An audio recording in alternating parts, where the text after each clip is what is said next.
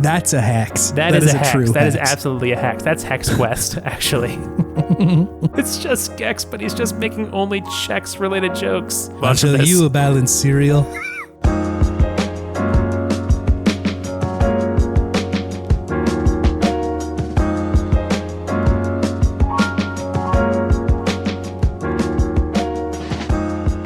David, have you ever seen Kevin James announcing or telling the folks at NASCAR to start their engines? I have not, no. It's outside of my wheelhouse, I would say. It's like kind of blown up on TikTok in the last like year or so. And I feel like him announcing that is sort of the energy that I'm ready to bring to episode 200 of Video Game Podtimism, the Optimist video game variety show where two best friends talk about the wonderful world of gaming. My name is Chase. And my name is David. All right, let's check it out. Let's see what he has to say. And gentlemen, start your engine! He's really putting his whole Kavasi into it. It's episode 200. I also appreciate that he was wearing, I think I now pronounce you Chuck and Larry hat. yes, to a NASCAR event. A ballsy move. Yeah. Power to you, Kevin James. Damn, what a deep cut too. The 2007s, I now pronounce you Chuck and Larry. Did you just look that up? Yeah. That was fast. But yeah, I was like, that's got to be kind of a dated reference. Now, for anyone who doesn't know, I now pronounce you Chuck and Larry. Now everyone knows I now pronounce you Chuck and Larry. I don't know if they do. Adam Sandler and Kevin James get married Yeah. to defraud the system somehow or like get out of something, some legality. Yeah. Yeah. Hey, What's up? our podcast has existed for 200 episodes, David. We're going back. We're counting back down now. And then once we get back to episode 1, the podcast is over. Is that what you're saying?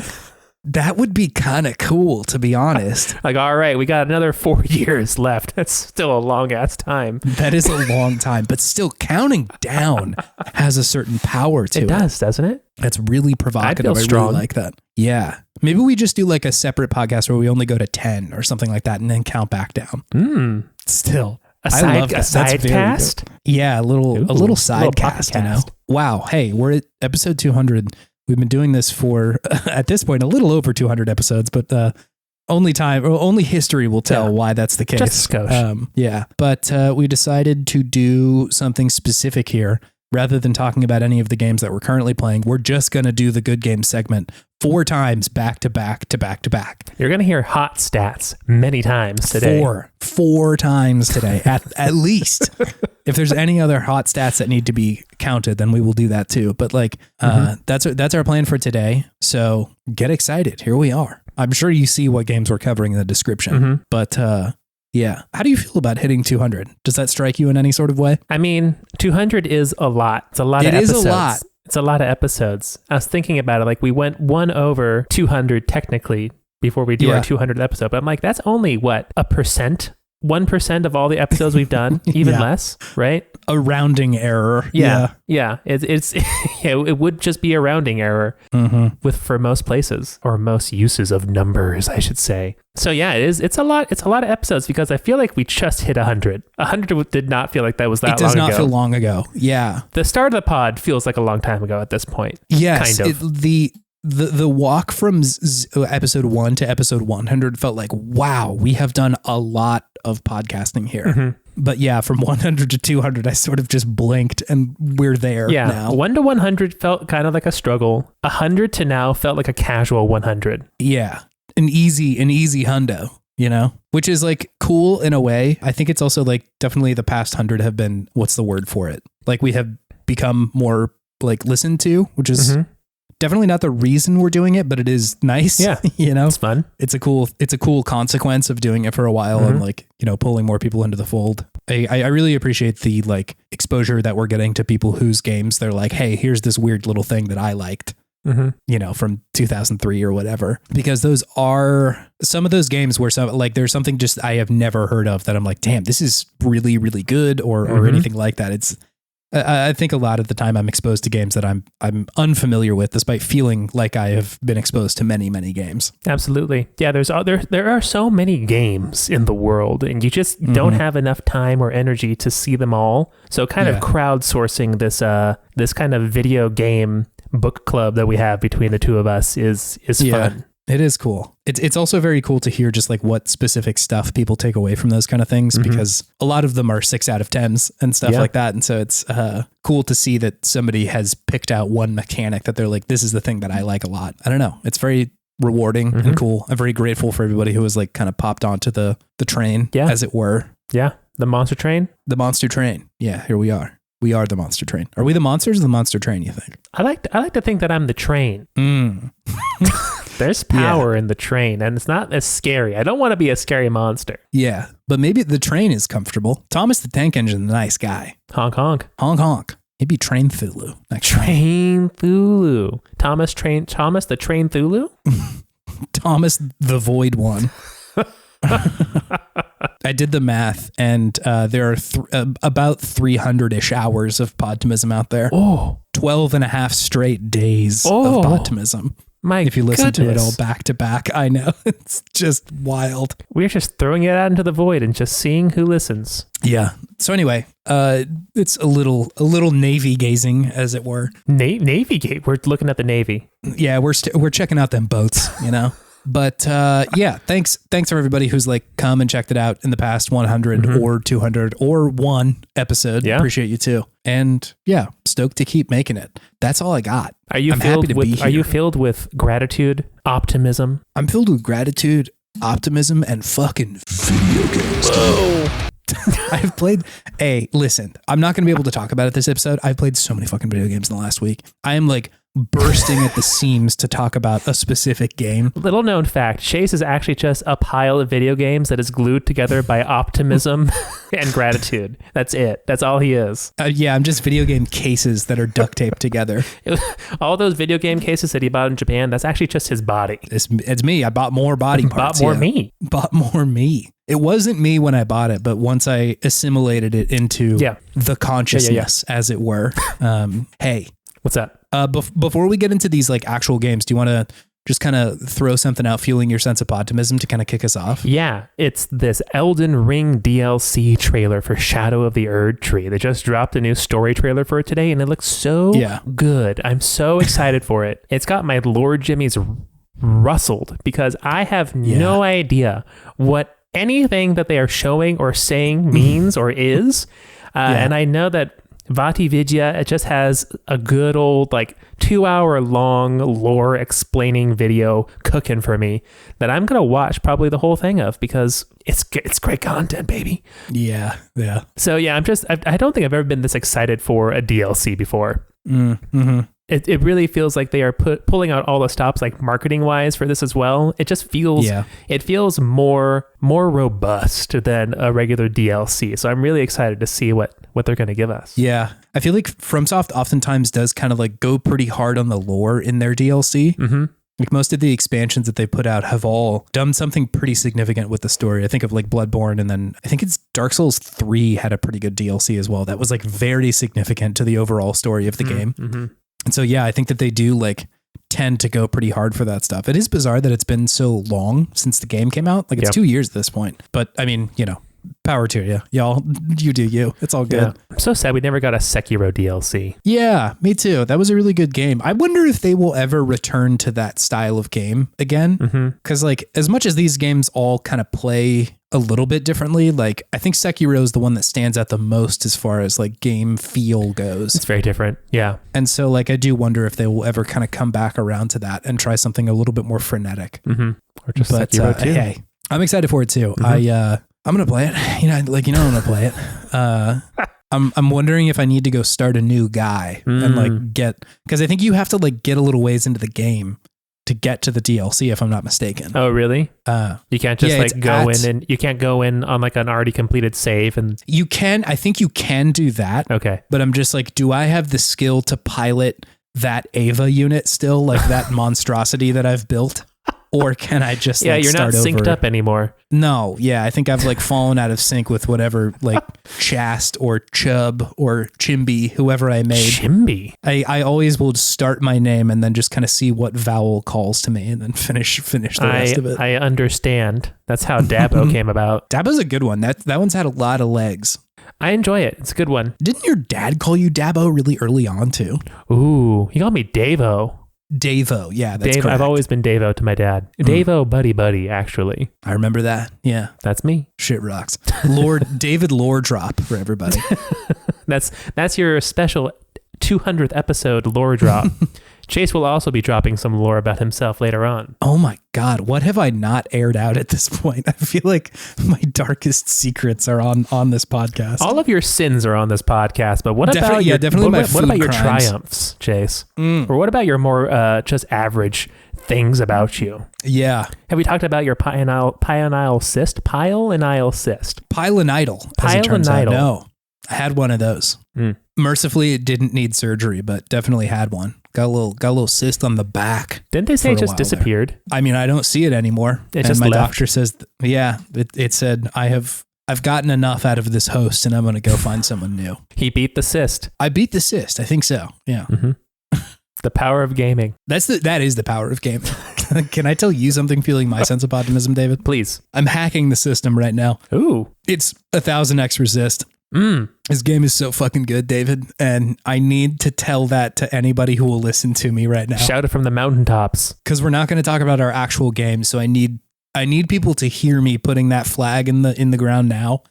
God, what a good video game. I haven't been this bold over about a game in quite some time. It is so strange and at times like incomprehensible in a good way, in like the Nier Automata way, where it's like, what did I just witness? But at like somehow manages to make the turn back into comprehensible and grounded and amazing. It is so good. I like just watched this kind of short little, I guess, mini documentary, they called it, on YouTube about the game. And a lot of the people who worked on it were like, they were performing artists for a long time. And I think you can really feel the influence in the game. They're talking specifically about how they're like, we're not professional level game devs in the sense that like, we haven't made hella games before and we don't have the kind of budget that, like Diablo does or something. And so we have to figure out, how do we make those restrictions work for us? And they made the comparison of like, older games like Chrono Trigger or something like that. Like it's a simpler game by modern standards. Like it's just little sprites that they're using, but it's still really, really effective. And so they talked about how they're like, we wanted to lean on our performing arts background of like, how do we make the movement in this game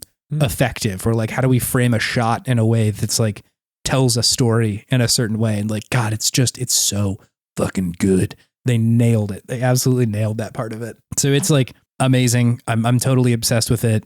I feel like I got probably half of what the game was saying. Like there's just so much to chew on. Yeah. But I'm like just so fully in on this game right now. This sounds like the antithesis to Balatro, where Balatro is just math and mechanics. This is just story and vibes and feels. It feels like that because there are sections of the game where there's like a little bit of a platforming challenge where you're sort of like zipping between these specific little like waypoints that you have to like look for and find and then lock onto, and you zip over there. Yeah. But like that's largely the most intense mechanic stuff that happens. It's a lot more of just like walking around a space, talking to people, kind of figuring out what you need to do. Yeah. And then doing that. Like I said to you before we were recording, it's kind of like if Nier Automata did not have combat.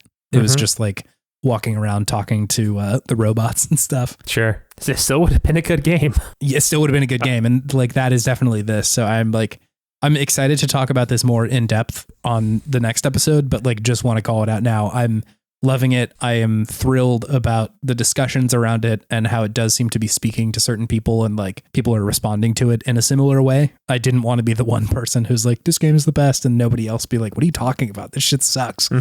But yeah, it's wonderful. I'm way into it. Awesome. Hell yeah. That's my Podtimistic thing, David. That's beautiful. Thank the you. love of gaming is your Podtimistic thing. It's true. It's true. Appropriate for Epi 200. You know? Ooh, Epi 200. Hey, what's that? Pick a number between 1 and 4, David. 3. 3. Okay. Then let's move on to our first game that we're going to talk about. Which our is first good game segment. It is Temple Run, David. Oh, baby. Okay. All right. We're running. Let's do it.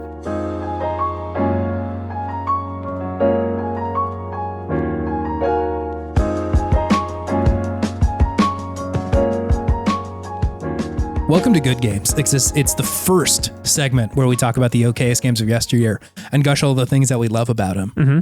This one, Temple Run, yes, comes from listener Rufus. Suggested this one to us. Thank you, Rufus. Thank you, Rufus. One of the OGs, I would say. Yeah, absolutely. Listening to Podtimism. So thank you for gracing us again, Rufus, and your continued engagement, listenership, appreciation. Appreciate you.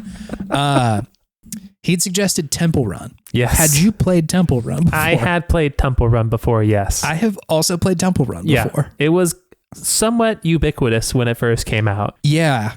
I don't know this for sure. Like, I don't know this positively because I didn't look at like literally every game, but like this felt like one of the first like infinite runners that hit it big. That was like, this is like a big deal right now. Yeah. Yeah, I would say so, at least as far as I can remember. I think they had games that were similar to this beforehand, like those just infinite running games, but this was the first one that, like you said, really got kind of mainstream popular. It was like on everyone's iPhone or smartphone at the time, it seemed. Yeah, it definitely felt like if you had an iPhone, this was going to be one of them. Yeah. Or this was an app that you had on there. Yeah, it was like for a while you get an iPhone, you'd be like, all right, what are the 5 games I'm downloading? Here we go. Yes, yeah. Because this was a little bit after the fact, but there was a period of time where it felt like there were only so many apps that were even available on the App Store. Yeah. Everybody having to like beer at a certain point kind of felt like a testament to that of like, I don't know, I guess this is a thing that people do. Mm-hmm. So for a long time, it was like Instagram, YouTube, maybe Snapchat, and then like a couple of games. And a lot of the games like were okay. They were kind of just like other games that had been put on the system. But it did feel like Temple Run at the time was like, oh my gosh, what is this cool new thing? Yeah. Can I hit you with some hot stats about this game, David? Please. Cool. Hot stats. So Temple Run came out sort of as we were feeling August 4th of 2011. August 4th? August 4th. Happy birthday. That is my birthday. Happy birthday. Wow. Of 2011. More David Lore drop. More David Lore drops. Yeah, I got to catch up here in a second. It was made by this studio called Imangi Studios. They made Hippo High Dive, Geospark, Max Adventure, and of course Temple Run too. Mm-hmm. So they were largely like a mobile developer, and once they hit Temple Run, it's all Temple Run after that. I believe it. Which makes sense, right? Yeah. Like this is a huge game, and I think was very successful for them. And why make other mobile games? I mean, I know why, but I understand why they would be like, let's just do this.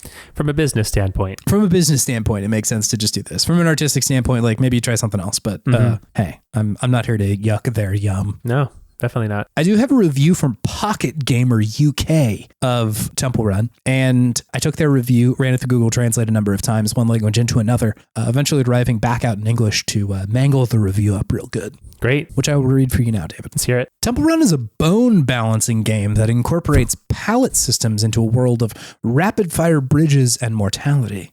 Each part is different. Even se la loco no estás. ¿Dónde estás, mi amor? Implicitly. If you are using phone/card, you can enter idle using Vivo New on your phone. Not original, but not fully available. It's not. But it doesn't matter if you're not playing a solid game with no intelligence. It's worth it. And they gave that a 7 out of 10. Oh, man, the Spanish really caught me off guard. Me too. Can you say it again? Even se la loco no estás. ¿Dónde está mi amor? What? Wow. Okay. Like, if you're translating it directly, it's even if you're not crazy, where are you, my love? Where and are I you, don't my know love? what that means in context here. Like, was this originally in Spanish? Pocket Gamer UK. This was in English when it started, so I don't know where the like lingering Spanish got swapped in there. Wow, Google Translate really got confused by this one. Yeah. I also love that it's a bone balancing game. I want to balance some bones. A bone, yeah. What's a bone balancing game? What is that? Just balance bones. Can you explain to me what this game is, David? Yeah, this game is a mobile game. You play it on your phone. Mm-hmm. And it is an infinite runner, as we said. Yeah. So you are this little explorer man who's getting chased by these monkeys, and you have to run away from them because you stole an idol from the temple, essentially. And you can do a number of different things with that character to get him out of this temple, which continues infinitely. So there's really no ever escaping. You just try to get a high score, right? So you can turn left, you can turn right, you can jump, you can slide, and of course you can kind of tilt the phone left or right to get coins that are all throughout the level, which also help with your high score. So depending on what is happening in front of you, you either have to go to the left to stay on the trail. If you don't, you fly off and it's game over. You have to slide underneath fire or like little like rails that are out there, or jump over chasms. And if you miss any of them, it's one and you're done, and you have to start over. Yep. So yeah, it is kind of it's fast paced. It's designed to be kind of a quick play, addictive. Very, once you get good at it, you can get into a flow state, which is nice. Yeah. But yeah, just a fun little mobile game. It's very straightforward. Yeah. Like it's kind of weird to see it now. Because like mobile games are much more, there are mobile games like this, but I think the mobile game ecosystem is much different now than it was even then. Despite the fact like you definitely get the every time you die, you have to watch an ad of it all. Oh man, it's brutal. I don't remember it being quite that bad when it first came out. Either. And I wonder if it was there at all, or if that's a thing that they've added since way back when. I kind of don't think it was there, or at least it wasn't there after each run. Because man, was I motivated to not die, so I didn't have to wait through like a minute of ads. It was a little rough. I'm sort of two minds of this because, like, you know, get your bag and everything. I like advertising is always sort of a bummer way to do that in my in the way that I feel. Just I'm usually like, I don't know if that's like the way that I want to pay for this. Like, I would definitely pay $3 or $4 or whatever to just get the normal Temple Run Sans ad. Yeah, but like. I sometimes feel like old man yelling at cloud in that way of like, if there were, you know, grandpas in the 90s, there were actually Chase Lore Drop. There are grandpas in the 90s. In a time without grandpas. That if they went to an arcade, they were like, you know, back when we used to play stick and hoop, like nobody charged me $0.25 to play it. Like, I don't understand why all you kids are like that sort of deal, you know, like...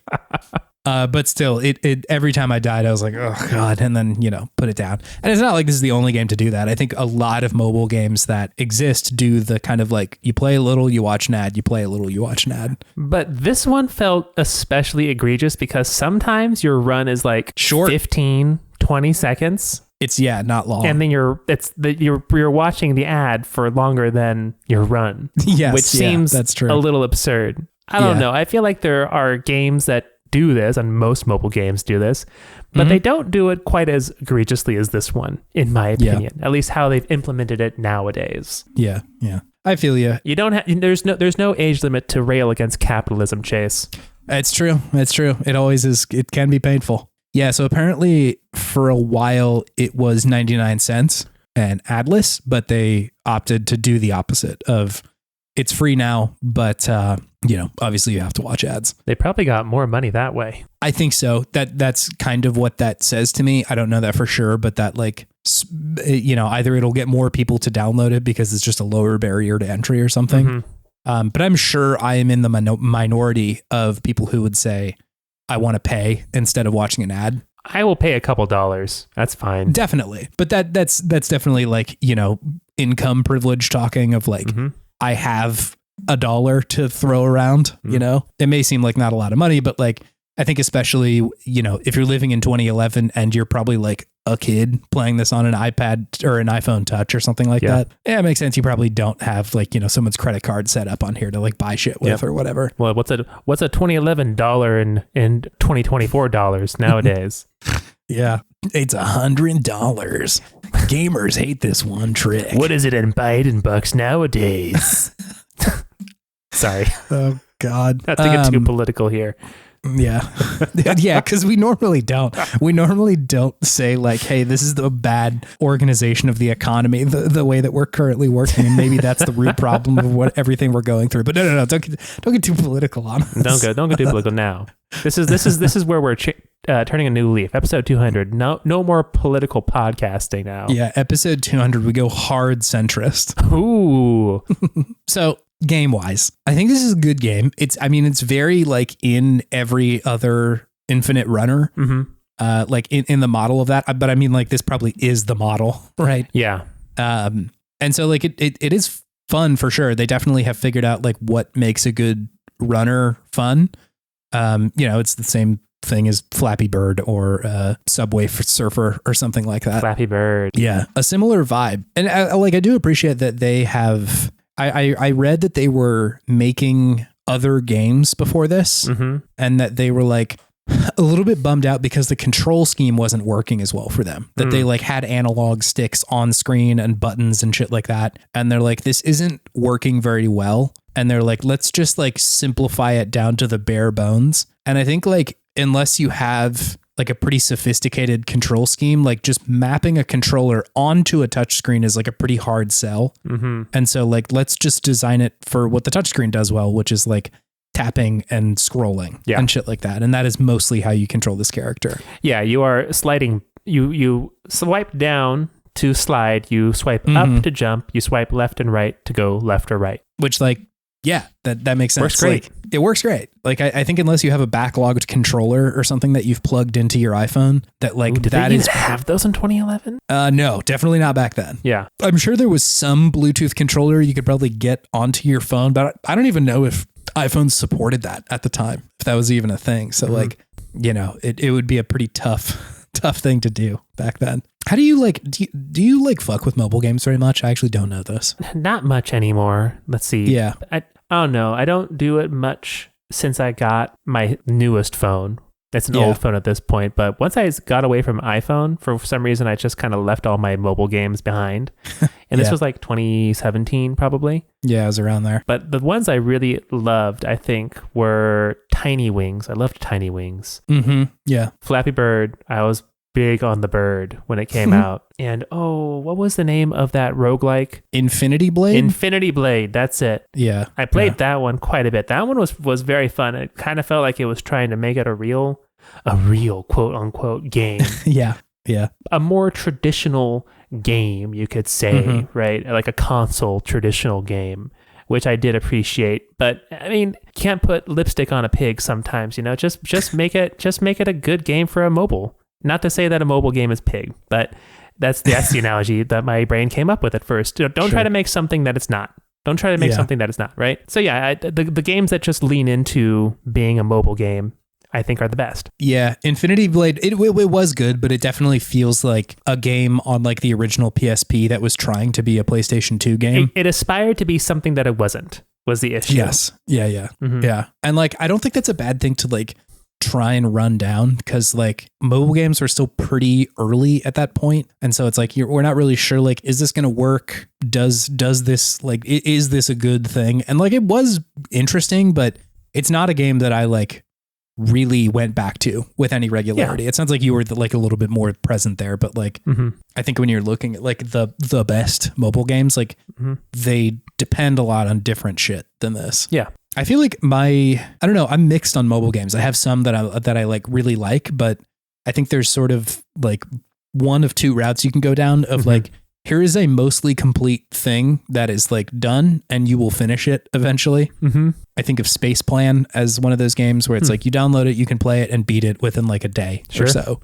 Or this is kind of a game that you're supposed to play forever. And like, my experiences with those are like kind of mixed depending, right? Like some of them I like quite a bit, and then other ones I will just kind of like a month down the road of playing and I'm like, why am I even doing this anymore? Yeah. Like, why am I waiting for my energy to replenish with such anticipation? I don't need this.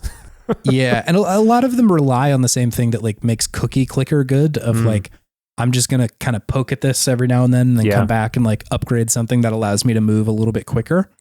Yep. But like, that isn't always, it really depends on like the monetization or like how generous they make it feel in the game. Yeah. I think Egg Inc. is weirdly kind of a good one of those where like you can watch ads if you want to and like speed your process up, and you got to like wait for your energy to replenish. But it's like, it's pretty good still. And they're pretty generous with like how long you can play without like feeling like you need to watch ads or something. And then obviously like the other, I guess this is the hidden third tier is just like card games that are normally on desktop that are on the phone. Marvel right? Snap, like Hearthstone. Marvel Snap and Hearthstone are the ones where it's like I did actually play quite a bit of those on my phone. I did play a lot of Hearthstone on my phone. It's true. It was good on the phone. It's pretty good. Yeah, like they managed to translate it over there pretty well. But even still, like I guess Marvel Snap is one of the games that was built for mobile first.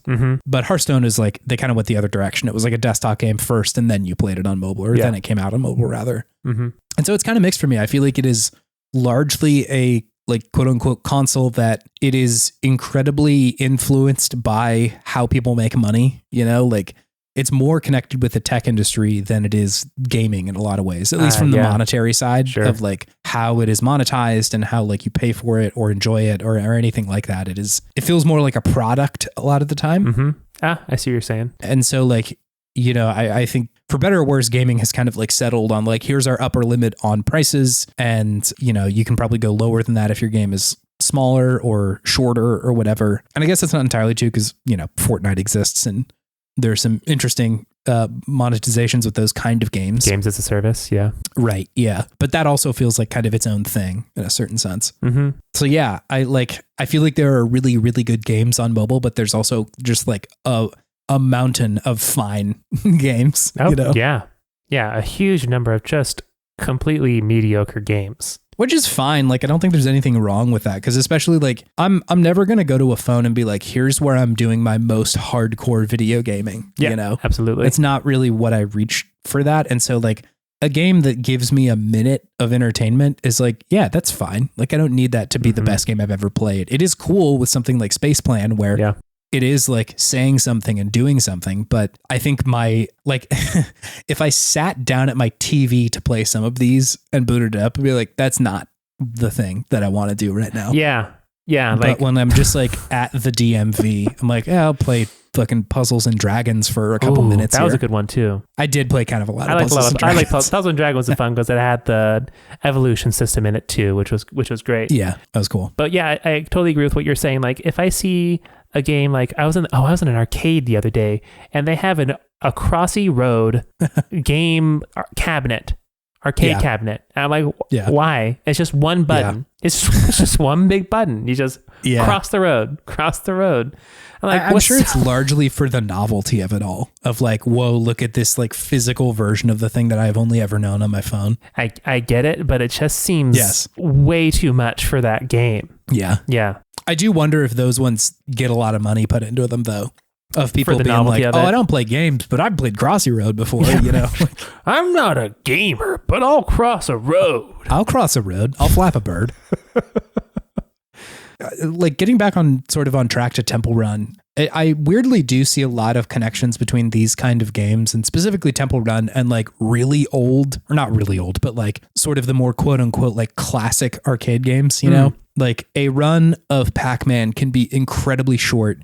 And you are largely just trying to get a high score in the same way that like a lot of these games feel similar of it can be pretty short. You may not like get a lot out of a single run, but you are mostly just like, can I beat the high score that's here currently? I see what you're saying. And so it's I don't know. It's bizarre because those two eras are so far away from one another, but feel very connected like ideologically. I see what you're saying. You know, they're both kind of designed to siphon money out of you as best as possible. Yeah, true. Kind of short runs, some novelty thrown in there as well. Yeah, I think I prefer the physical cabinets of an arcade.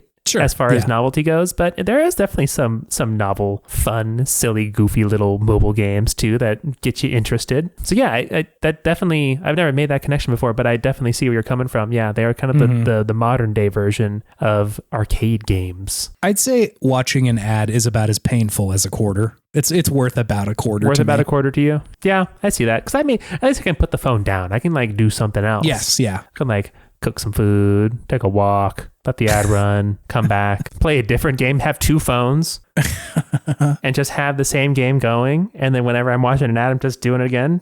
Now you've hacked the system. This is how we do it. We're going to put together a device that connects two phones next to each other that just swaps you whenever you're watching an ad to something else.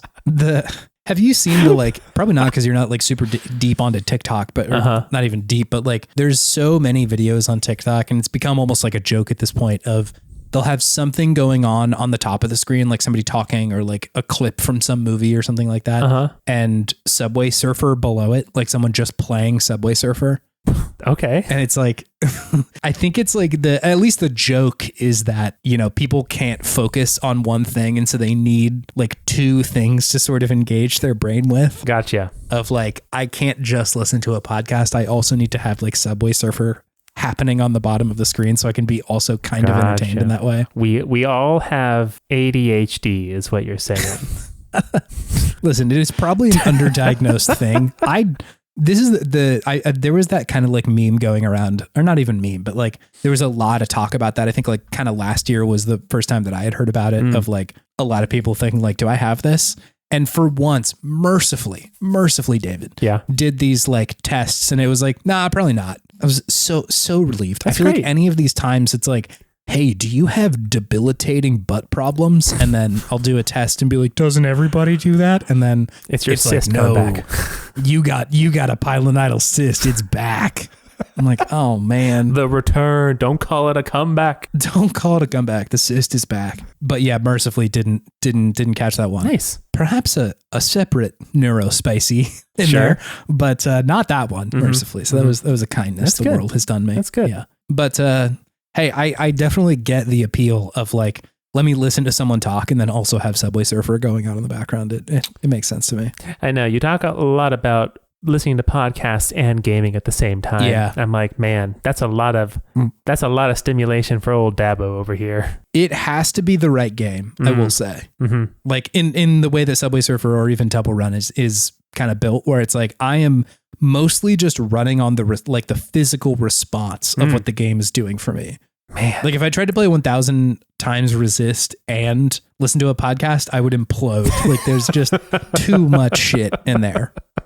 But like just playing Hades, absolutely can do both. Of like I'm letting my hands do the thing. You know? But then you don't get to listen to the music or the voice acting. If there's like scenes of people talking, I will definitely like pause and see what's going on. That game is so good. I'm still playing that game. I can't believe it. Of course. Yeah. It's really good. I think racing games are the perfect podcast game. Ooh, yeah. I don't need to listen to Gran Turismo's orchestral music. That's fine. No, I honestly usually turn it off. Like in Gran Turismo specifically, I will just off. No, like hearing the vrooms, nice. But like, I don't need that. I don't need it super badly. Would you like it if you had a headphone that could like, you could plug it into your controller or something and it would just give you sound effects? But then you could stream in like your own audio into it as well, like a podcast or music. I mean, sure. That sounds good to me. Would that be good for your brain? I like usually my move is to either wear headphones while I'm playing a game and listen to a pod there, or I just like have my phone next to me playing a podcast while I'm playing a game. Ooh, into the air. Wow. Into the air. Into the airther. Into the airther. New rebrand for whenever they hit episode 400 or whatever the next one is. Into the airther.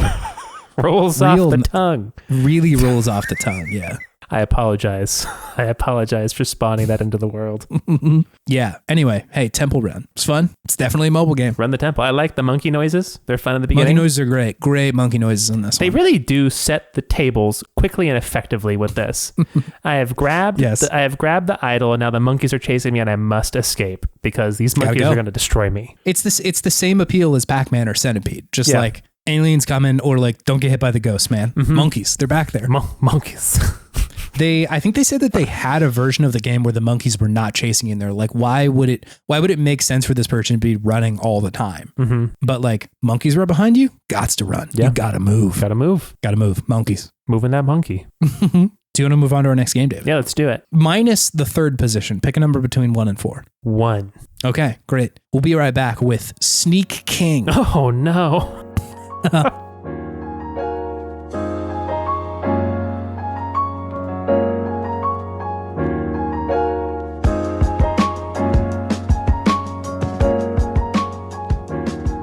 Welcome to Good Games. It's a segment where we talk about the okayest games of yesteryear again. Ooh. Number two. This one got suggested to us by Mack, who had said, when I was younger and in high school, I heard of this legendary game, but there were no Burger Kings in my hometown. We had 3 McDonald's, though, for 10,000 people, so I never got to play it. Capitalism did him dirty.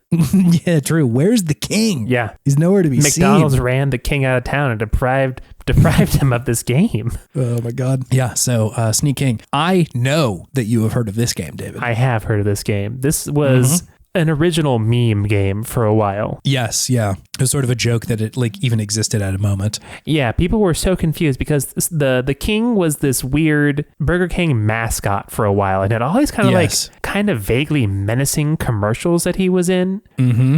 And then they decided to make a video game about him that was like you had to go to a Burger King to get like with a meal. Is that right? I'm pretty sure that that's the case. You may have had to buy it too. I think it was like $3 or something like that. Yeah, I was about to say, I don't think it came with the meal. I think you had to buy it extra. I couldn't remember though. I will say it's a very strange experience to be handed a bag of like piping hot Burger King food and also have there be like kind of a steamed video game case in there too. You really got to get that char grilled smell onto the game to get the full experience. We make our games over a roaring fire every day, made fresh. You see these grill marks? You can't get those with McDonald's video games. Always fresh, never frozen. Oh wait, That's no, is that probably Wendy's? I'm getting them all know. mixed up now. Can I hit you with some hot stats about this game, David? Let's hear it. Hot stats. So Sneak King came out for Xbox and Xbox 360 November 19th of 2006. Kind of a little bit later than I was expecting that to be. It kind of struck me as like an earlier moment. Yeah, but now that's pretty core high school for us. That sounds about right. Yeah, definitely. It was made by Blitz Games, which made some fucking hits, man. They got Frogger 2, Swampy's Revenge. Ooh. They got iCarly, the video game. They got Bratz Rock and Roll Angels with a Z. Ooh. And of course, The Fairly Odd Parents, Breaking the Rules. Ooh. I'd play that game. I like The Fairly Odd Parents. Yeah, that shit was a heater. They were cooking. Mm-hmm. I do have a review from somebody. I didn't write down the outlet. It was not Joe Video, though. I was kind of bummed out. I couldn't get them on any of these. But a lot of these games are like very deep cuts. Deep cuts. This is the Deep Cuts episode. A lot of food video games, too. We have 2 games that are specifically like marketing for specific food. This is the episode that capitalism has spawned. Yeah, this is what you did to us. Anyway, I took the review of this outlet and ran it through Google Translate a number of times, one language into another, and spat it back out in English, which I'll read for you now, David. Great. At just $3.99, when you buy a qualifying Burger Queen meal, Sneak King is cheaper than most Xbox Live Arcade games and surprisingly better.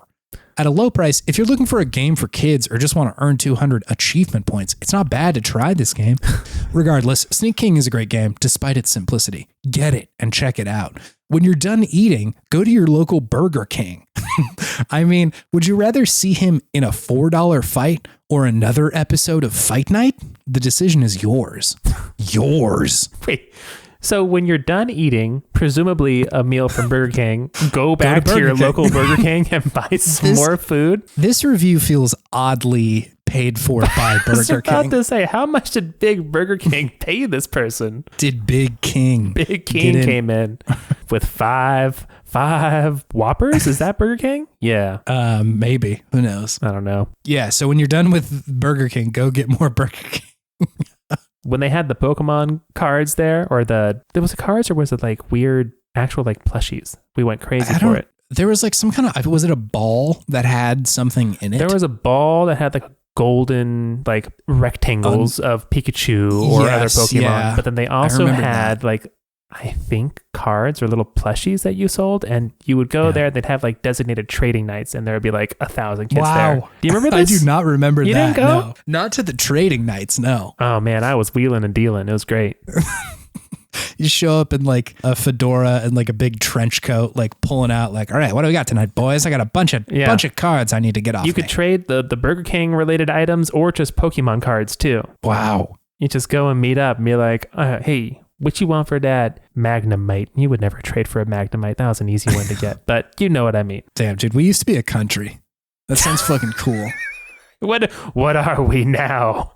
Nothing. Can you tell me what Sneak King is, David? Yeah, Sneak King is a third-person stealth game starring the Burger King, who is a regally dressed individual with a very large plastic head, who was also wearing a large plastic head in this game too, with a crown, and he's got a little cape too. A very strange looking individual, somewhat frightening, purposely made somewhat frightening looking, I believe. I feel like it's a precursor to Gritty. It is like in the same vein of mascots as Gritty is. Sure. Just like, this is horrifying in a certain way, right? Yeah, absolutely.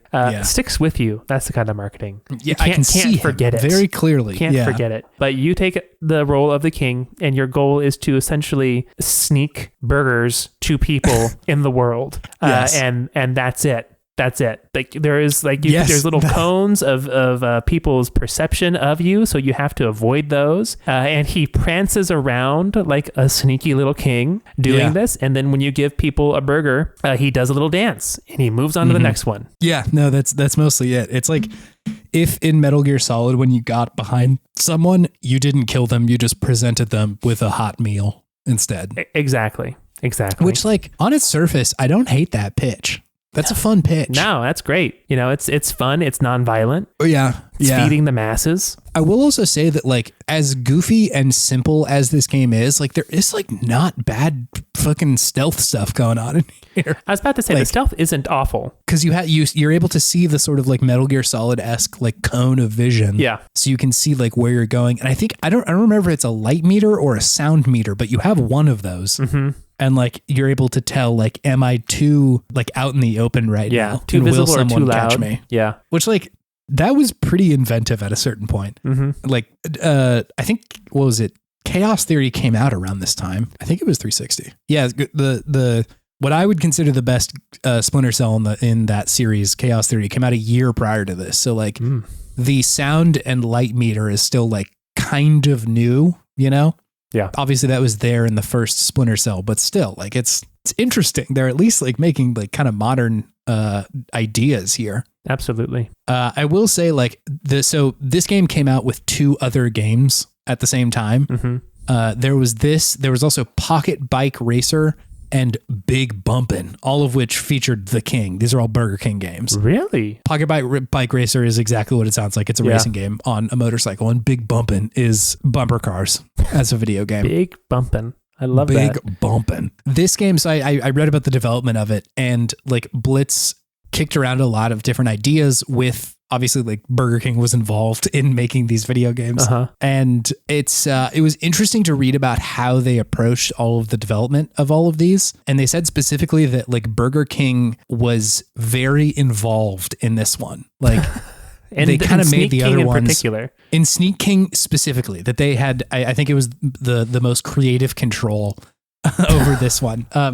There's an excerpt. It's from something, but it's just on Wiki. I think it's from a book, but I would love to read it to you in its entirety. It sounds bananas.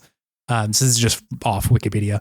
Burger King's creative control over the game impacted its development, defined as a set of rules. The first rule was that there was only one king character. In response, the developers had the idea of the Xbox avatars playing the game and finding the crown to become the king. This idea was rejected by Burger King, who said players could not become the king. The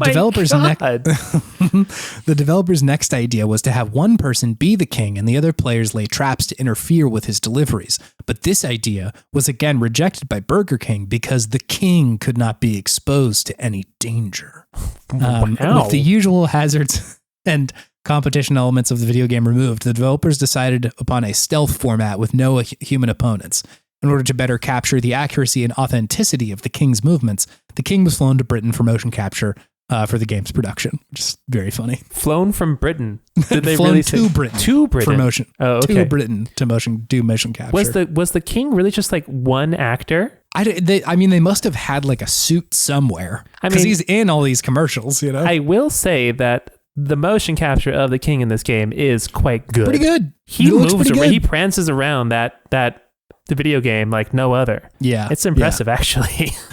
There was this account on this article from Brandon Sheffield who talked about the development of this game, and he had said that the way that it got sort of like brought up in the first place was that there were these like senior executives from Microsoft and Burger King. They met at Cannes to accept awards for their, do you know what I Love Bees is? No. It was like an ARG that they launched on the internet to promote Halo 2. Oh. It was like some website that like if you followed enough clues, you would eventually get, I think it's just like a trailer for Halo 2. I thought you were going to drop some B movie lore for me for a second there.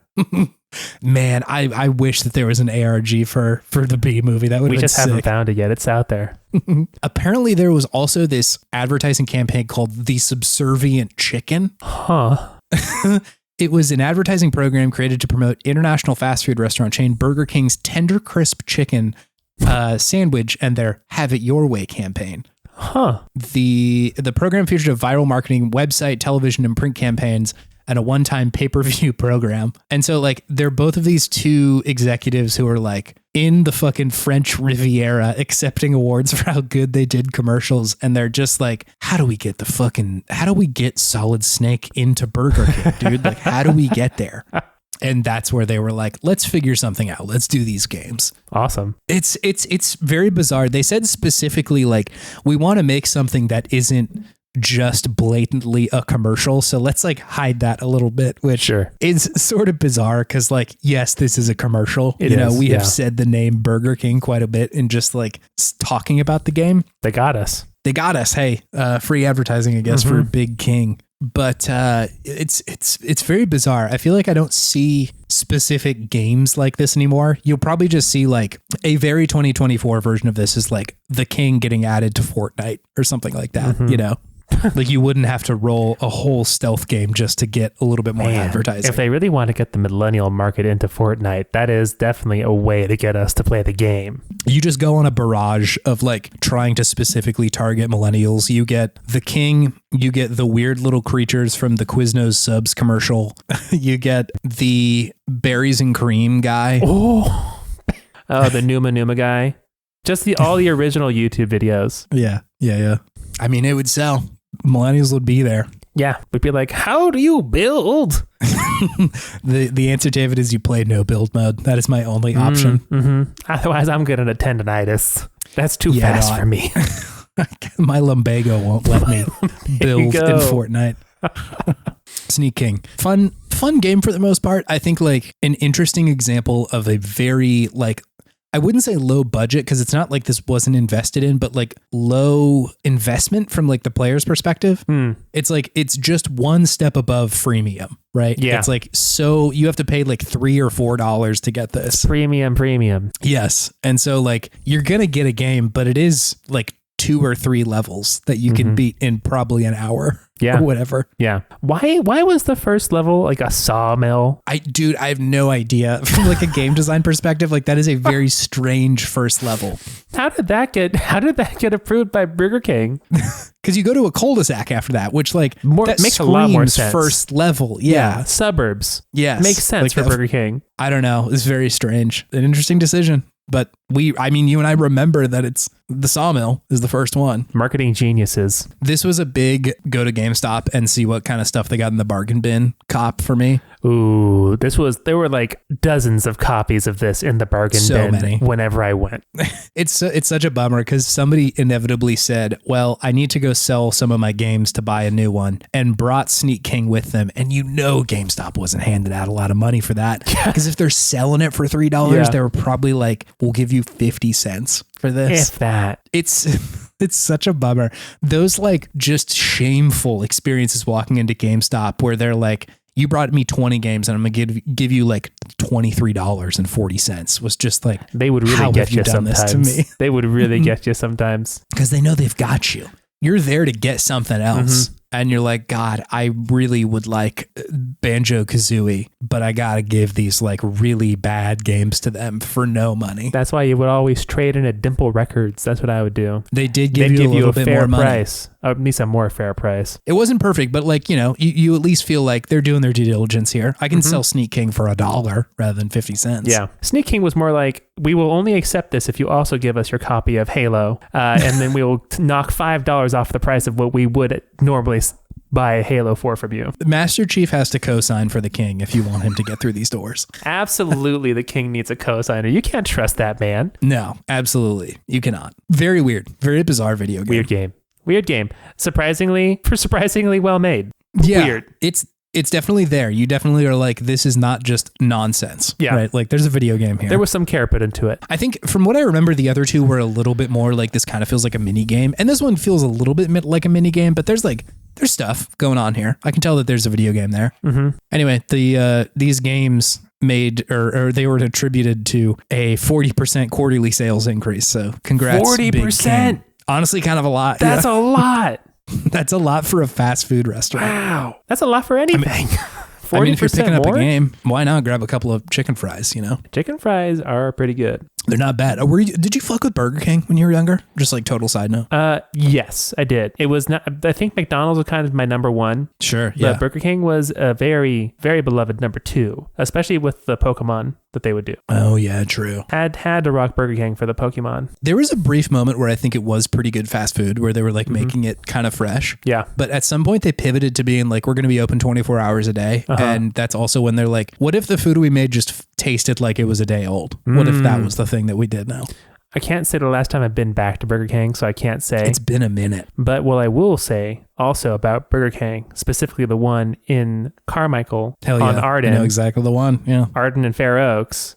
That one felt special because you were kind of up on a hill. So it felt like the King's Castle on a hill, which was always fun to go to. It did. It was a little raised, huh? Yeah, it was up. Yeah. Lording over the peasants eating your burger. That's a good one. It used to have kind of a bang and play place too, if I The play remember place correctly. was sweet. It had a nice ball pit. Great ball pit on that place. Yeah. I distinctly remember you and I going there multiple times. Sure. It was not far from our houses. No, it Either wasn't. one of It was us. close. That was a big, I'm hungry and need to go somewhere to eat. And so I'm going to ride my bike there and get some BK. Yep. Yep. Now that we're just talking about fast food, why don't we move on to our next let's game? move on. All right.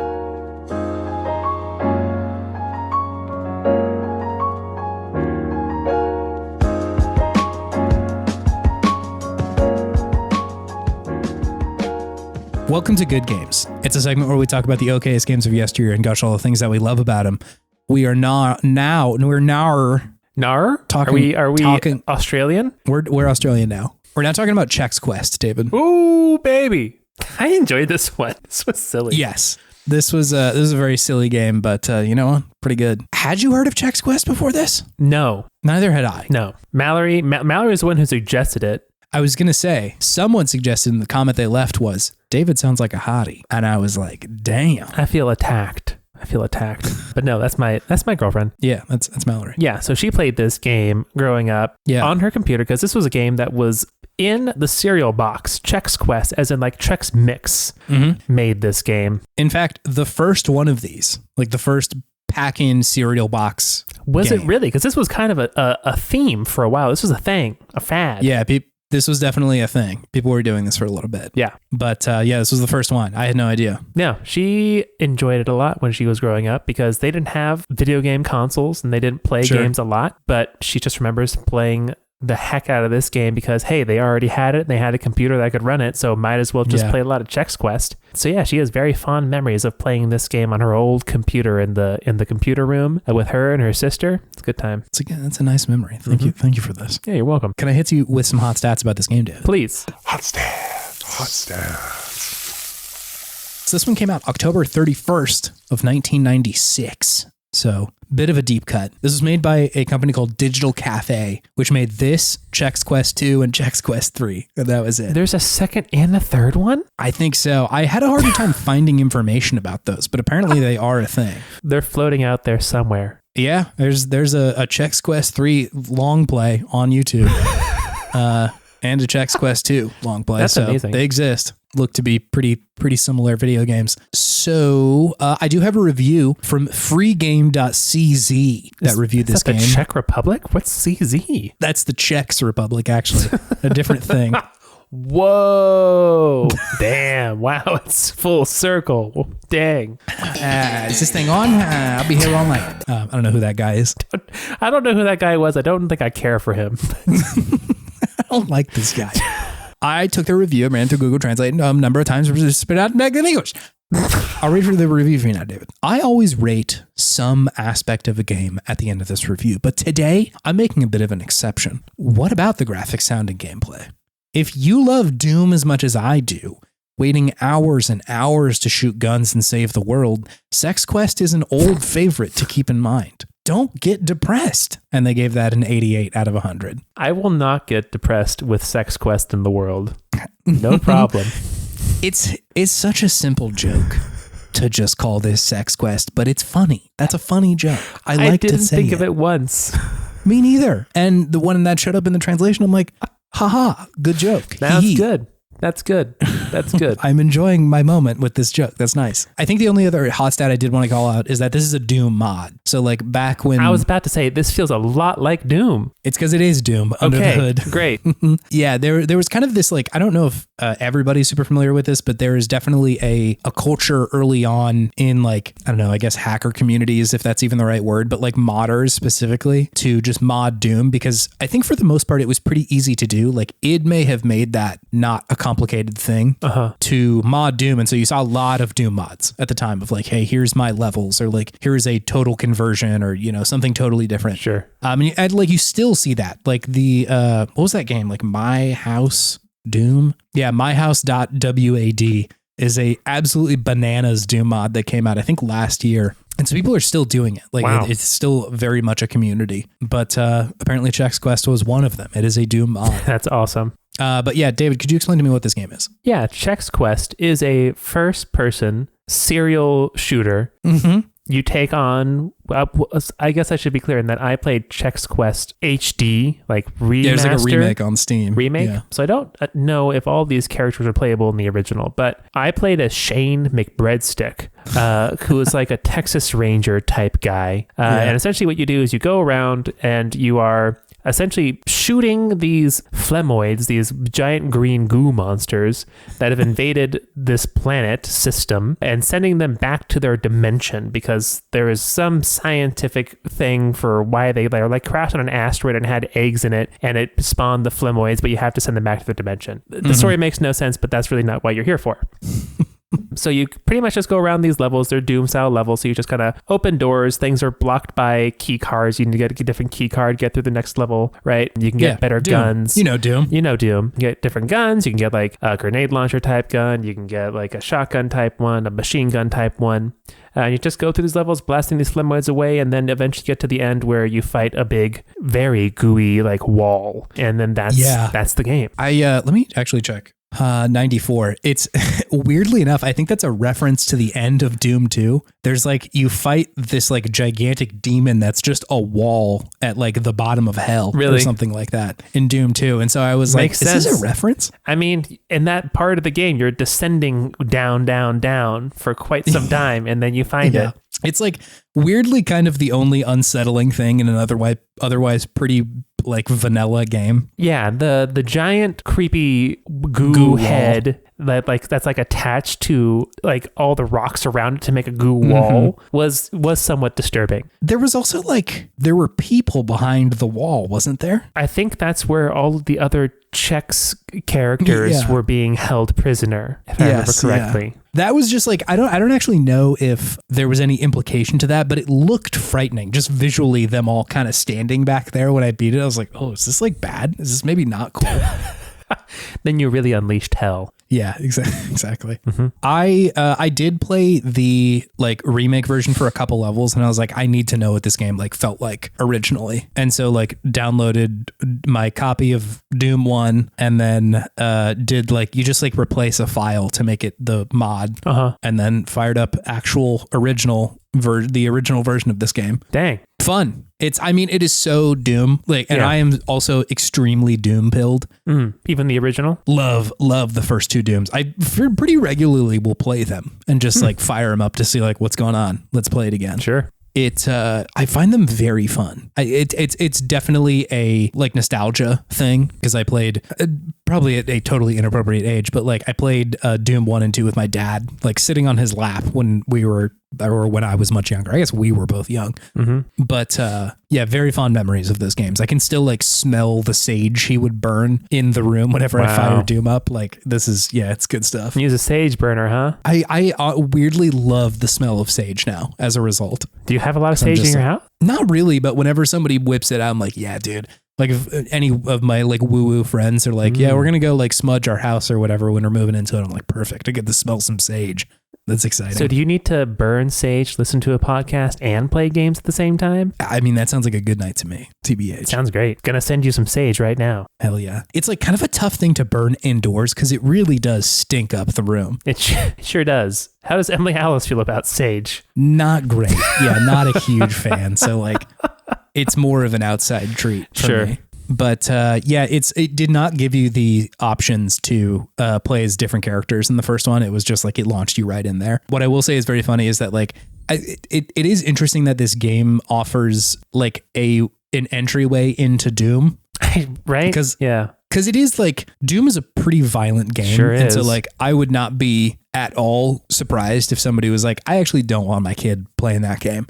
But like if you're just playing Chex Quest and you don't know the context of Doom, you're not like, oh, I know that there's a chain gun underneath that like blaster that they're holding. Yeah. Like it doesn't seem like that violent of a game. It kind of just seems like a weird like 60s sci-fi thing that they're doing. And you're like fighting big green monsters that like in the canon of the game, they just get transported. Yeah. They're not dying. You're transporting them back to their dimension. You're sending them home. Yeah. No big deal. It's a favor. Yeah. And so like it's a nice way to allow a kid to enjoy what is fun about Doom. Cause like I think the aesthetic of Doom is fun. It is cool, but like it's still fun, even if it's not like going into hell, you know, as evidenced by this game. It is like very short and very simple. And like, I would not say that the level design rises to the occasion that like fucking John Romero did in the original Doom, but like it's not bad. No. It's still pretty fun. Like the as Tim Rogers calls it, the seek and destroy loop is very fun. Of like find a key, go into a new place, see a door that you can't get into, blast a bunch of like green boys away.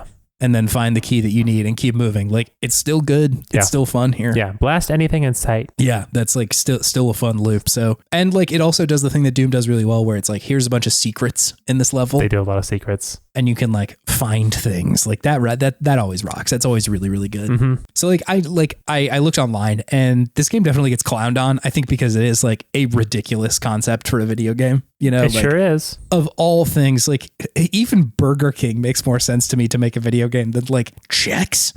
Like the cereal Chex is making a video game. Why not? Why not? But it's an objectively weird thing to do, and to make it a Doom mod is bananas. That's the really wild part to me. Yes, yeah. Because like there were those like Captain Crunch like point and click adventure games that they had way back when, but like a Doom mod is a unhinged idea. But it also tells me that like the people who made this probably were into video games at the time. Like you don't decide to do this unless you're like, you know what's fucking good is Doom. Doom is a good game. I was about to say they got some clearly passionate people to make this because there is a decent amount put into this game. Yeah. It's not just a throwaway. Like they got Mallory to play it for many hours. Many hours. Yeah. No, totally. Now I'll let her know she's a big Doom head. She didn't even know. Yeah, no, I mean, if she likes this, like that's the loop of Doom. It is definitely intact here. And definitely some of the charm of this game is like they kept the like sound effects from a lot of the shit intact in the remake. And so a lot of the like that the phlegmoids are making, that's in the first game too. Like just straight up. So good. It's pretty funny, honestly. Like it is a very like 90s slime Nickelodeon. Ooh, it is. They are Nickelodeon green. It's true. Yeah. So like that is definitely present. And so it's very like edgies or 90s edgy kind of extreme. And so like, you know, that aesthetic may or may not hit for you, but I think it's like funny in a certain way that like a lot of shit from that era is, of just like, here's a weird little creature that you can definitely tell is like just a guy in a sound booth making this sound. I don't know. It's funny. I like that. That's clever. Oh, the only other comparison I was going to make is that this game feels like it is The Simpsons Hit and Run for its era, where like, oh, whoa, that's a deep cut. If you can't play GTA because you're not old enough yet, here's a game that takes most of why that game is sick, puts just the skin like over removes, it. removes the bad stuff. You know, Which is like funny that that's been a thing forever. That like there's always been like, oh, that's a little bit rough for a kid, but like let's put something out. So what you're telling me is that Chex is a bunch of Satan worshippers who are trying to indoctrinate our children by putting a modded Doom game into their cereal. Yeah, if you play it backwards, it says Doom is cool. Doom is cool. Worship Doom is Satan. sick. Buy more Chex. Chex without the C is hex. Okay. I wasn't with you up until this point. If you take the Christ out of Chex, the C, it is hex. It's hex. Well, I think it's X if you take the Christ out of Chex. We're just saying the C. We're stopping at C. All right. Yeah. We're starting at yeah. It's an abbreviated Christ. Yeah. Just the C. Yeah. Okay. Yeah. I'm with you. It's Satan's cereal, is all I'm saying. If you take the X out of Chex, it's Che. Like the communist, Che Guevara? Yeah, why not? If you take the CH out of Chex and put an S instead, it spells sex. It's Chex Quest, get it? It's the sex game now. The Sex Quest. Anyway, Chex Quest is sick and good and is very short and gets clowned on, and I understand that, but like is actually pretty fun still. It's like a pretty good Doom mod. If you're clowning on Chex Quest, you're clowning on Doom. You're clowning on yourself. You're clowning on yourself. You're denying yourself the pleasures of Chex Quest. Absolutely. Just enjoy It's it. also so unrelated to Chex in any way. Like, the only relation is that it says Chex in the bottom and you're a big Chex guy. Why are there phlegmoids? I have no idea. What does phlegmoids have to do with Chex? Like, is Chex supposed to keep you from being phlegmy? Is that what they're saying? Yeah, if you have a phlegmoid, you can't eat Chex, I guess. Or Chex will cure your phlegm, like your mucus? It'll keep you from getting sick? Was Chex originally like a health food? It's so funny to me that in the game, there's like little bowls of like fruit and stuff. And so even Chex is like, okay, maybe don't just eat Chex for breakfast. Yeah, exactly. Maybe like you should vegetables be eating some and fruit. Or fruit. something. I appreciate that they had General Mills in the beginning. Extremely funny. That was great. One of my favorite things about this was looking at Wikipedia, and there's a screenshot from the game that says the Chex warrior, quote, zorching, unquote, a phlegmoid, Zorching, which is just like such a mouthful of a sentence. It's a real joy. Yeah, why zorching? What does that even mean? I think it's your weapon. It's your weapon, but like why did they choose zorching of all things? It's 90s, man. You gotta put a Z. Gotta put a Z in the word. It's very like Calvin and Hobbes coded. That word, absolutely. It feels like. Chex Quest does feel like a thing that Calvin made up. Oh, I see that. Anyways, did Chex the man, did he talk at all in the original one? Because Shane McBreadstick would not shut up. No, in the old one there was no speaking, and yeah, in the new one the regular character also would not shut up. Love to talk. There are 2 dedicated buttons to just cycle through voice line. I didn't know on that. The D-pad. I can just keep making him say these like folksy things in a Texan drawl. That's extremely funny. It's I did insane. not know that. But I did kind of enjoy Shane McBreadstick. He was ridiculous. And I thought many times, like, what does this add to the game? Like, what is the artistic relevance of making him this, like, Texas Ranger type person? And then I realized it's just to add to the absurdity. And I stopped thinking about it. I'm just like, I'm just along for the ride. Chex Quest demands that you not think about it. Absolutely. You're just like, I'm just here. I'm just Chexing. Yeah. I'm Chexing in and Chexing out at the same time. Chex, enter the Checo. The Checo gecko. Wow. Before we follow that rabbit hole too far down, let's move on. Chex, enter the Checo is a curse, truly. That's a hex. That is a hex. true That hex. is absolutely a hex. That's Hex Quest, actually. It's just Gex, but he's just making only Chex related jokes. Oh man. Okay, continue. Let's move on I'll to show this. you a balanced cereal. It just makes no sense. No.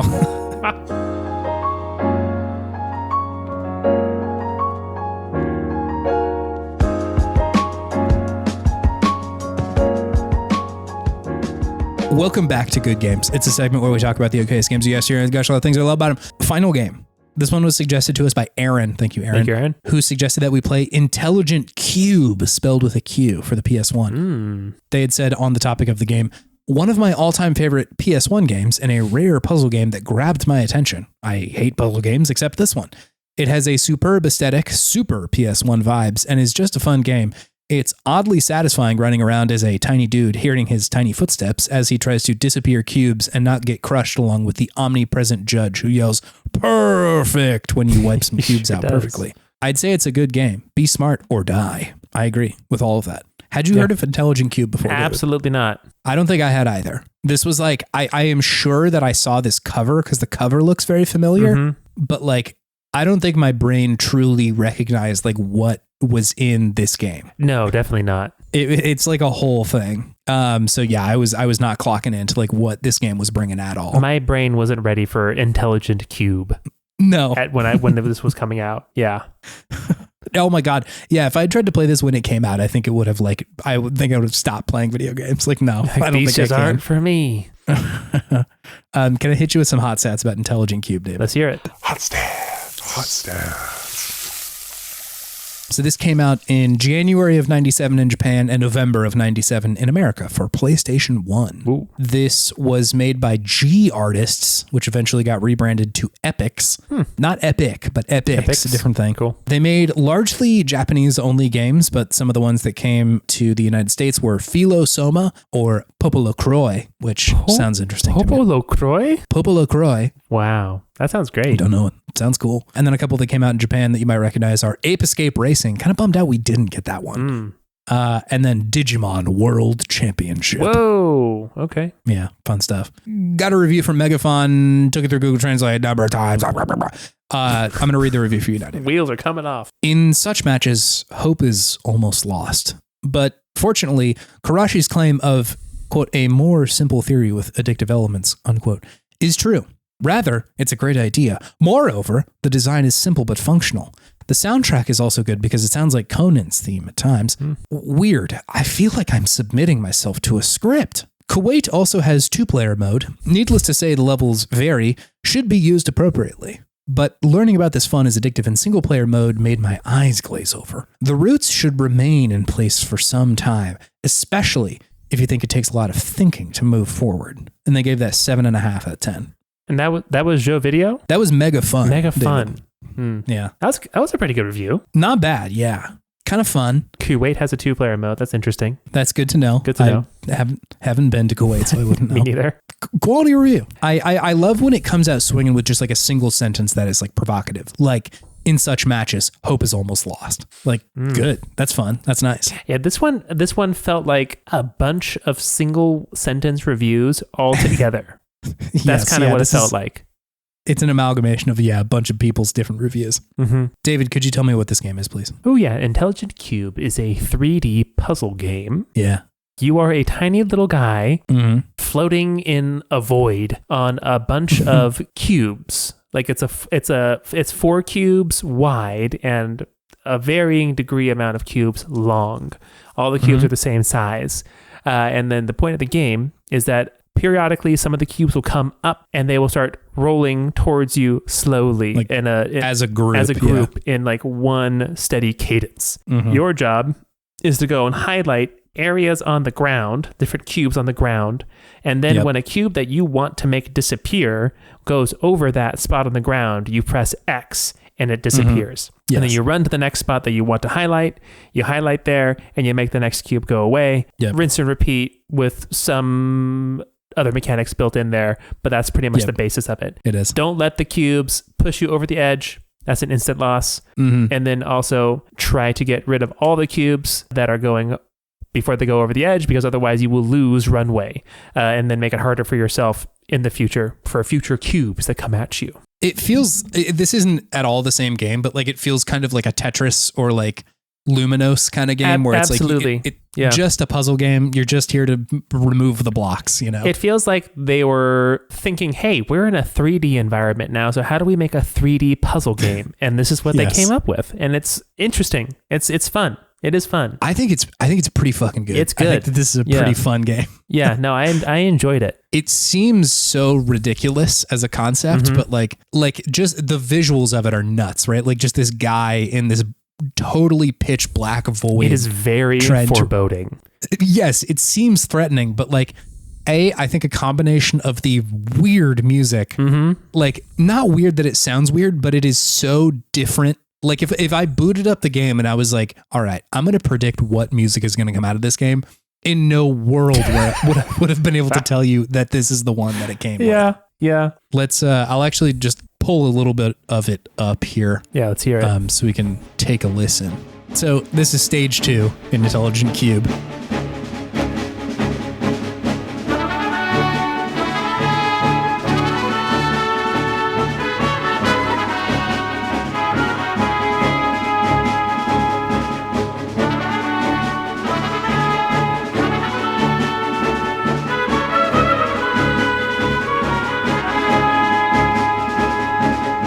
It sounds like a Zelda game, really. The thing it sounds the most like to me is if there was a Smash Brothers level in Kingdom Hearts, this is the music that would play. Ooh, I see that. Or like a Shadow of the Colossus or Eco type game. Yeah, a little bit more lighthearted than a Shadow of the Colossus, but like same deal. Mm-hmm. Like it's so orchestral. It is, and then they got the choir coming in the background. Yes. It also feels vaguely John Williamsy too. I see that. Especially when like they get the horns coming in. I was about to say, once you get the horns, that's all Johnny Wills. Yeah.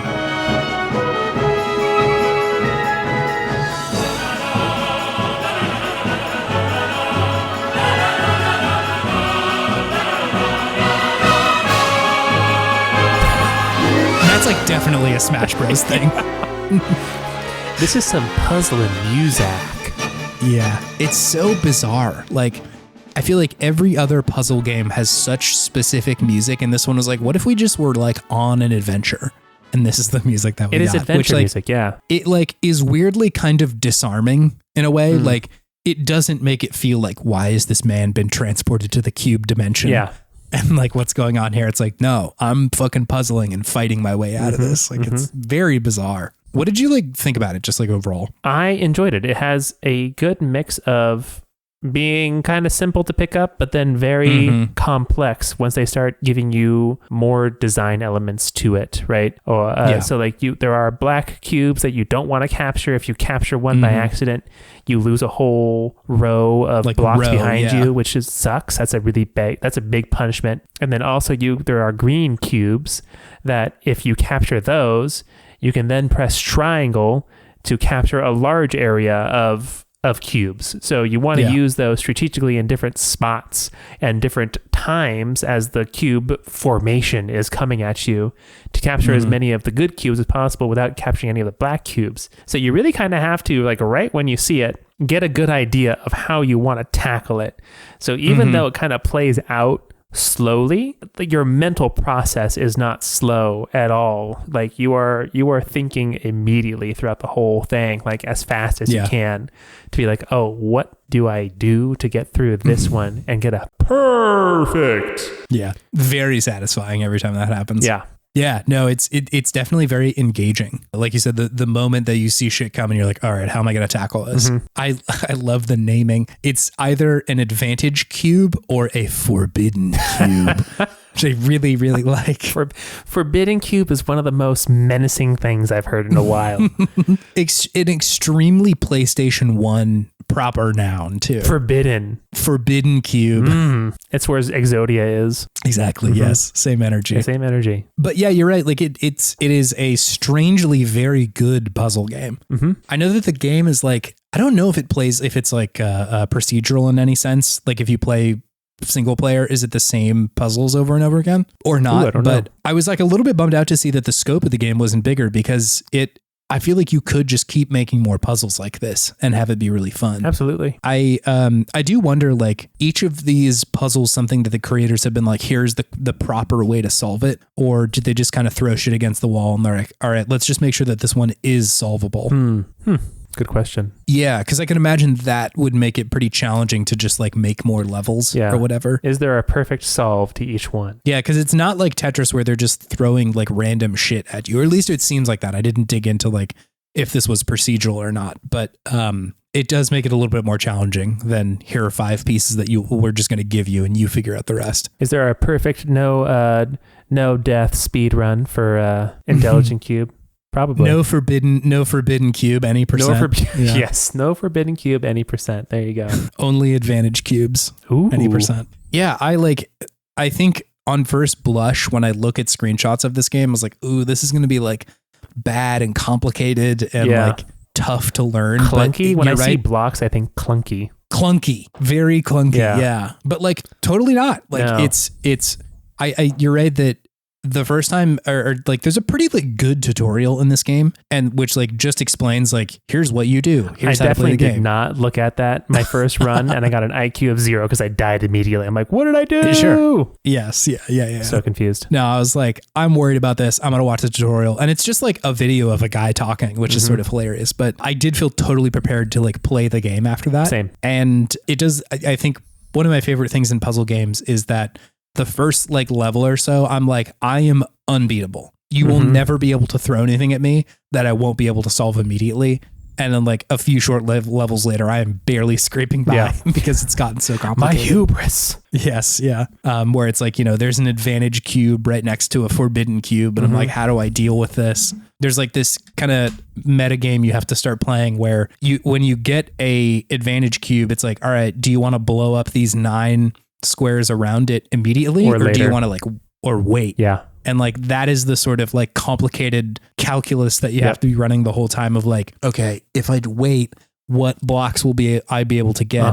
And then do I need to like mop up the other ones that are left? And then like there? different advantage cubes, you can proc different advantage cubes in different orders, and that matters. And later on in the game, that's really where the game starts to get very complex. Is how do you maximize your advantage cubes without getting the forbidden cubes? Because the advantage cube would usually be like just a larger square. Essentially, these shapes that come down at you, that like these forbidden cubes are strewn throughout willy-nilly. Yeah. Right. They'll have like a bunch, like one forbidden cube amongst like a bunch of ones you want to get, and you have to figure out, okay, how do I get all the ones that I need without losing a whole row? Yeah. It gets tough quick. It sure does, which is cool. I think that like it adds to the enjoyment of the game because once you get done with that, you're like, hell yeah, dude, I'm fucking so smart and cool and amazing. Yeah. So I really liked that part of it. It seems like a joke, like the game. And maybe that's just me. Like when I see the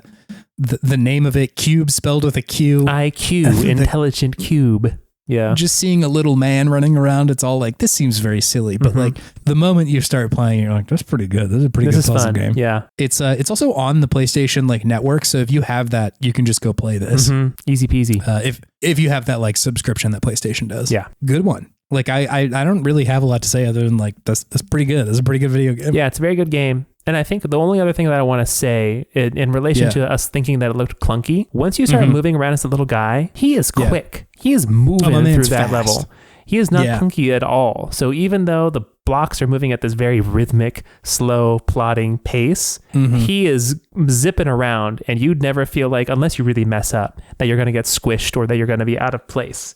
So I think that really adds to the feeling of being able to control and strategize. Whenever you get squished, it's your fault. Yeah. Like you screwed up or like got yourself into a bad situation. Yeah. Oh, and the other thing I want to say is that it is so scary when you press square and you make the cubes go quick. It's frightening. Yeah, because you like essentially it's like the same thing as like in Tetris when you press like up and it'll just like slam it down pretty quickly. Yeah. If like you only have the forbidden cubes and you're kind of waiting for them to roll off, you press square and they speed up. Yeah. So you don't have to wait. But yeah, it can be a little frightening. Each time they make a very loud smashing sound whenever they roll over. So it's just like a herd of elephants coming at you.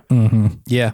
Good game. I was pleasantly surprised with this one. I enjoyed it a lot. It was great. I hope that like somebody can take this idea and roll with it because like it's still pretty good. So I don't know. I would be interested in playing something similar to it. Yeah, like there aren't many 3D puzzlers. Like the last one I can remember is, what was that? Oh, it was the game about the lady. You know what I mean? I need so much more than that. The game, it's just a woman's name, and it's like this guy who is like in love with her and has these dreams. Catherine. Yes. That is the game that it kind of reminded me of, because that is also like the 3D puzzler. And if we're thinking of like spiritual successors, I guess that might be. Yeah. Anything else you need to say about this game? No, it was fun. I enjoyed it. It's good. Thank you for suggesting this one, Aaron. Good video game. Yeah. Good call. Wow. 4 games. Four good games. 4 good games. 50 episodes for each game. Yeah. 1 game for each 50. I'm intimidated whenever we make it to episode 1,000 and we're just like, because this felt easy, to be honest. Not too bad. Light work, no reaction. Light work. Now the next 200 is going to feel like light work. Oh, God. That's probably true. Given fucking time dilation or whatever. Yep. It's only going to get faster. Yeah. I'm interested to see what the next 200 brings. Many changes, I would think. Do you want to set any intentions, David, for the next 100? Whoa. If I remember correctly, when we got to 100, we said the theme of our second season will be come one, come all. And we started having guests on. Yeah. And we got a lot more people to start listening regularly. So I think that checks out. True. Wow. I didn't even think about that. Everyone's here. It's great. I'll have to simmer on themes for the next season. Yeah. It's hitting me with intentions and themes all of a sudden. This is something I got to sit on for a hot second. Caught me flat-footed there. Yeah. I also need to make a stew out of this. Wow. The next season, is this the third season now? Is that what we're saying? Yeah, I've been marking the episodes 100 through 199 as season 2. So this is season 3 now. The season of completion. The season of treason. Ooh, the season of sleazen. I do like the season of sleazen. Which is going to be the sleaziest season of Podtimism ever. We're sleazeballs now. All right.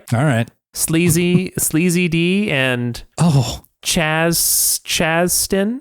No, that's not a bad Chaz all sleaze. Chaz all sleaze. There you go. We are on the internet at podtimism.com if you want to come interact with us. There's a link to our Discord and link to our socials. If you want to get in contact, definitely Discord is the way to hang out and check out what's going on. Yeah. We are a part of the Worst Garbage Network, podcast network. Fun stuff going on over there right now. Just announced and released the most recent episode of .zip, a new podcast that .zip friends Kim, AJ, and me sometimes are making. It's a game about short games, little games that have big things in them.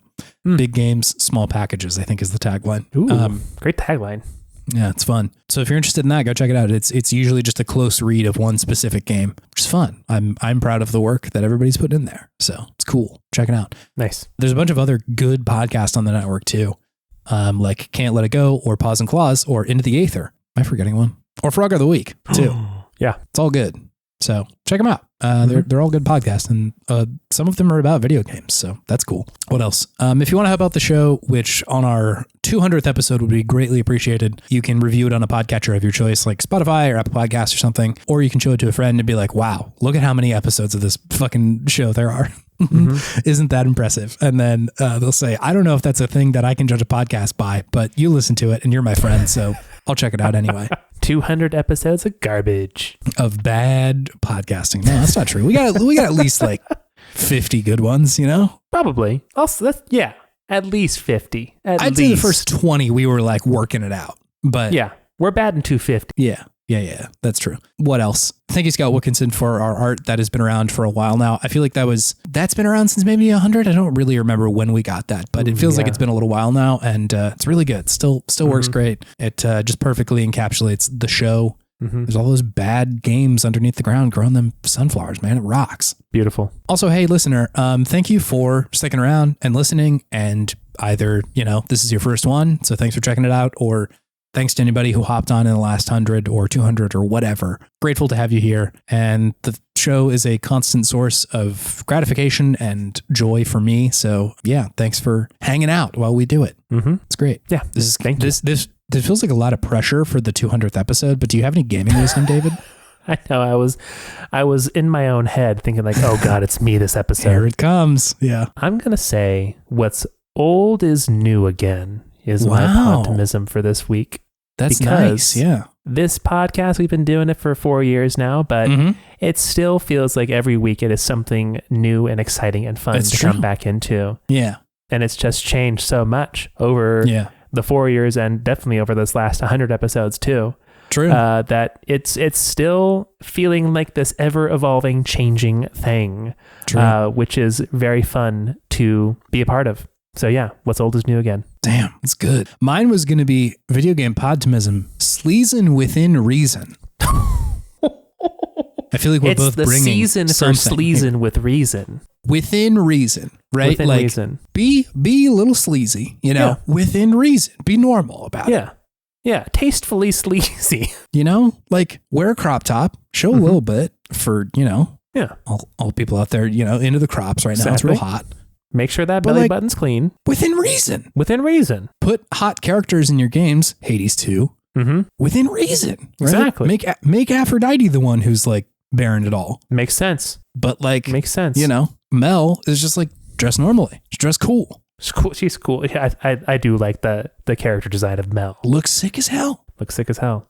Sleazy within reason. I see what you did there. Wow, that's nice. Yeah, that's good. Hey, thank you for being here. And I don't know, see you on 300. We coming. It's coming down the pipeline. We sleazing on down them train tracks, baby. Sleazing on down with a reason. The reason is sleazing. Hoobastank. Hoobastank. Ooh, yeah, you're right. Oh, that's the theme for this next year. The sleazing is you. Hoobastank. All right. Great. See you next week, Stankers. See ya. Bye.